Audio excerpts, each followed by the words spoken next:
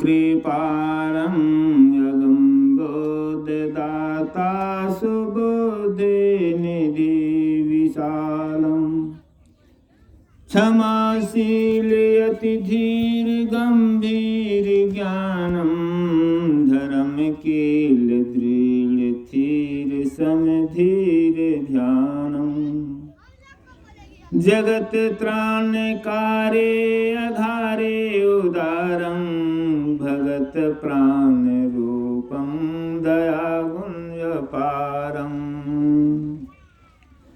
नमो सद्गुरु ज्ञानदाता सुस्वामी नमामि नमामि नमामि नमामि बंदो गुरुपद कंज कृपा सिंधु नररूप हरे महामोहतम पुंज जासु वचन रवि करनी कर धन्य धन्य सतगुरु सुखद महिमा कहे न जाए जो कुछ कहो तुम्हारे कृपा मोते कछु न बस। श्री सद्गुरु महाराज की जय।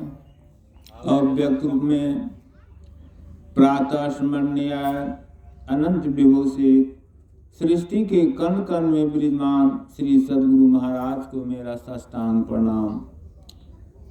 व्यक्त रूप में मंचस्थ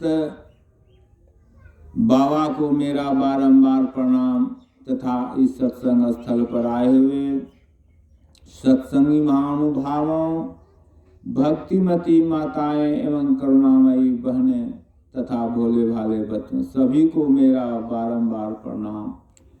अभी हम लोग सभी आदमी जत्र तत्र से इस सत्संग स्थल पर श्री जय नारायण बाबू के निवास स्थान पर हम लोग आए हैं और जय नारायण बाबू के धर्म पत्नी के वर्षगांठ के अवसर पर सत्संग में हम लोग भाग लिए। सत्संग यह कोई मनोरंजन नहीं है, यह दुख भंजन है। दुख का नाश का रास्ता है तो एक ही उपाय है, यह सत्संग है। और अभी हम लोग श्री रामचरितमानस द्वितीय सोपान अयोध्या कांड से पाठ सुने। वह समय की बात है जो भगवान श्री राम को अयोध्या में राज तिलक होने वाला था, लेकिन राज तिलक नहीं हो करके उसको वन का तिलक हुआ, वनवास का आदेश हो गया। भगवान श्री राम और अनुज लक्ष्मण माता सीता तीनों गुनिषाद के राज में जाकर के नदी पार होकर उस जंगल में गुनिषाद ने अपना मंत्री को आदेश दिया कि जाओ जंगल में कहीं प्रभु श्री राम को किसी गाछ के निकट पत्ते का बिछावन लगा दो, क्योंकि प्रभु श्री राम जो है वह जंगल वनवास हुआ था, इसलिए गुनिषाद के घर में वह नहीं था। तो प्रभु श्री राम और माता सीता जंगल में पत्ते के बिछावन पर सोए हुए हैं और लक्ष्मण जी कुछ दूर हटकर वह पहरा में जुटे हुए हैं। गुनिषाद भी जगह जगह पर स्थान स्थान पर पहरेदार को रख करके स्वयं अपने चले जाते हैं जहां श्री लक्ष्मण जी थे।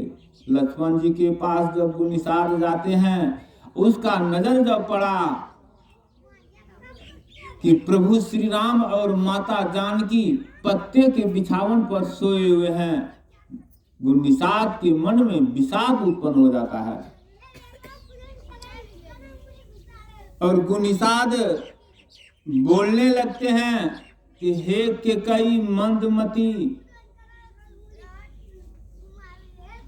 यह कुटिलपन जो है तुमने किया, यह अच्छा नहीं किया है। यानी कैकेयी माँ को बार बार दोष लगाने लगे कि तुम जो यह प्रभु श्री राम और माता जानकी को वनवास किया, यह तुमने अच्छा नहीं किया।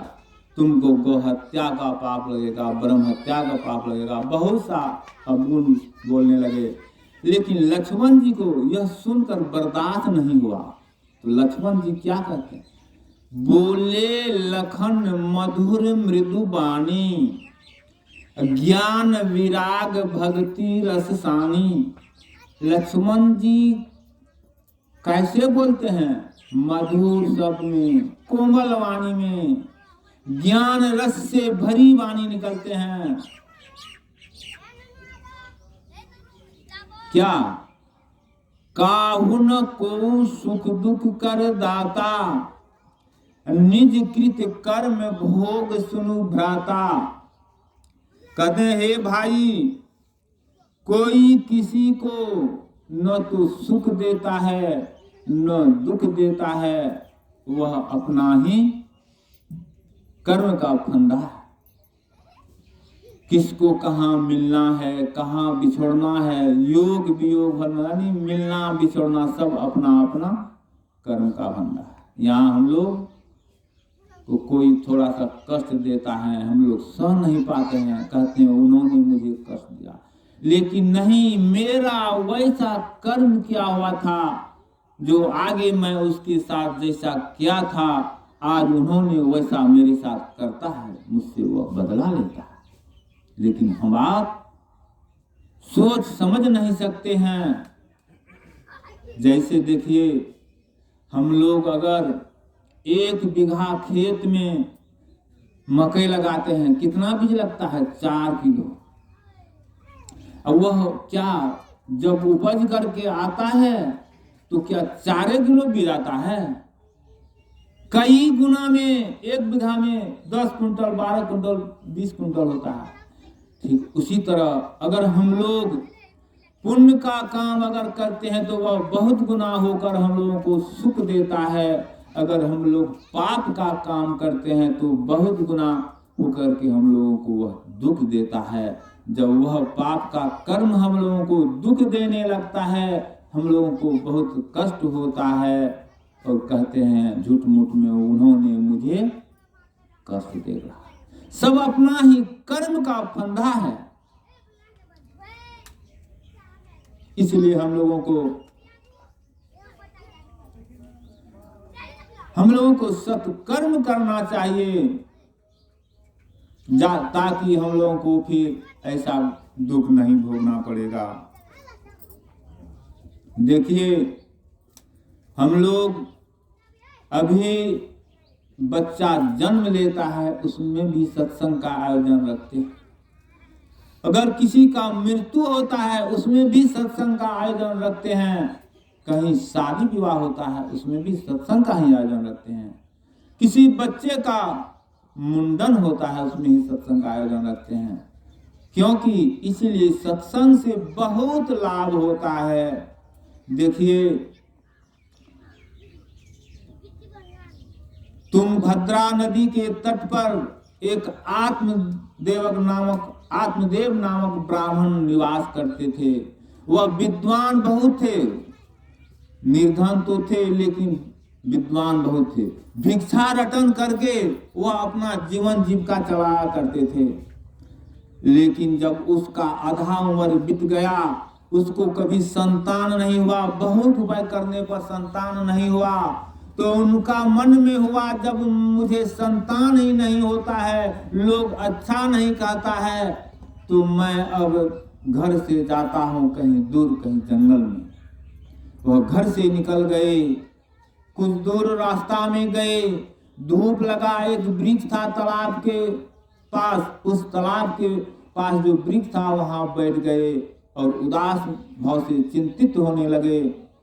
उसी समय एक सन्यास उस रास्ता से गुजर रहे थे, उन्होंने भी गया उस वृक्ष के पास, तालाब से जल कुल्ला उल्ला करके वह भी वृक्ष के पास बैठ जाते और इस ब्राह्मण देव को देखते हैं उदास भाव से।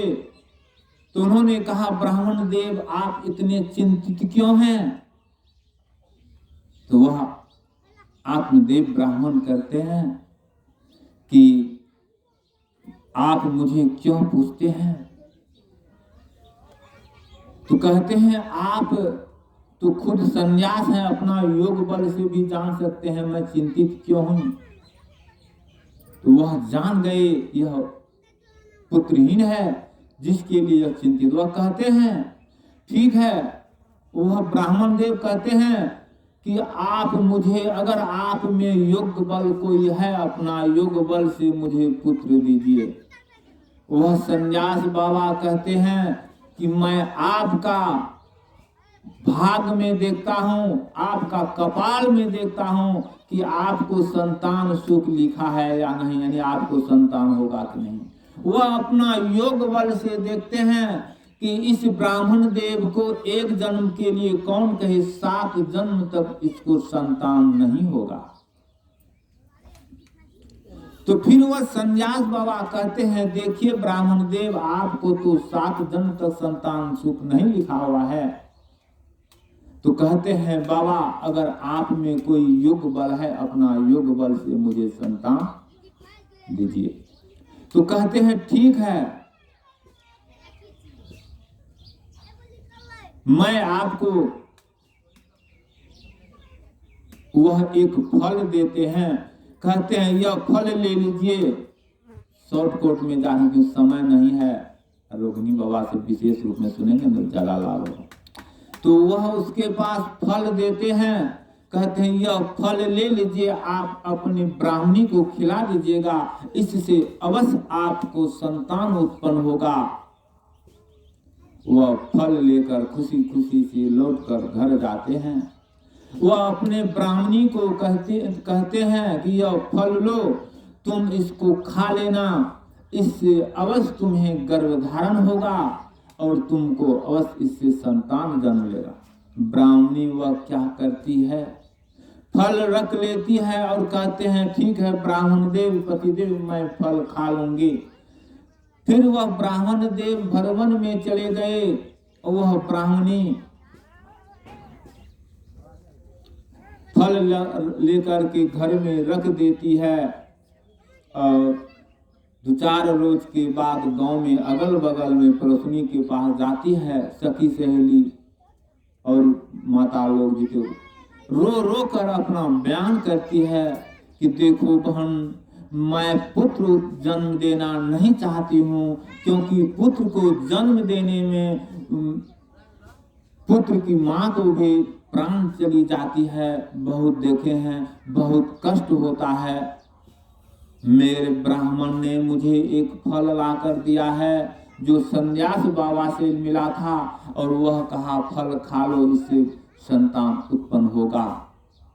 वह रो रो कर कहने लगी। तो वह बगल का जो थे माँ बहन उसको कहती है, देखो तुम रोती क्यों हो, यह फल जो है तुम अपने दरवाजे पर जो गाय है उसको खिला देना और ब्राह्मण देव से कहना कि पतिदेव, मैंने आपने जो मुझे फल दिया था उस फल को मैं खा लिया हूं और मुझे गर्भधारण हो गया है। बस वैसा ही किया। कुछ दिन के बाद उसके यहाँ एक बहन आई। बहन गर्भवती थी। यह ब्राह्मणी ने अपने बहन को सारी कथाएं कह कर के सुनाई और रोने लगी। बहन कहती है, देखो बहन, तुम क्यों रोती हो, मेरे पास जो गर्भ है इससे जो संतान उत्पन्न होगा मैं यह संतान तुमको दे दूंगी और तुम इसको अपना सौरी घर में निवास में लेकर के बैठ जाना। तो फिर यह कहती है कि संतान तो मैं तुमसे ले लूंगी, लेकिन मैं मेरे स्तन में तो दूध नहीं होगा, फिर बच्चे का लालन पालन कैसा होगा। तो वह बहन उसका कहती है कि तुम अपना पति से कहना कि मेरे पास। इसके कुछ दिन के बाद उसका बहन को जब संतान हुआ तो इसको खबर दिया, संतान को अपना लेकर के सौरीगिरी में बैठ जाती है और खबर ब्राह्मण जो भ्रमण में था खबर पहुंच जाता है कि इस आत्मदेव ब्राह्मण को पुत्र हुआ है। वह नगर मोहल्ला में खुशहाली ही होने लगा।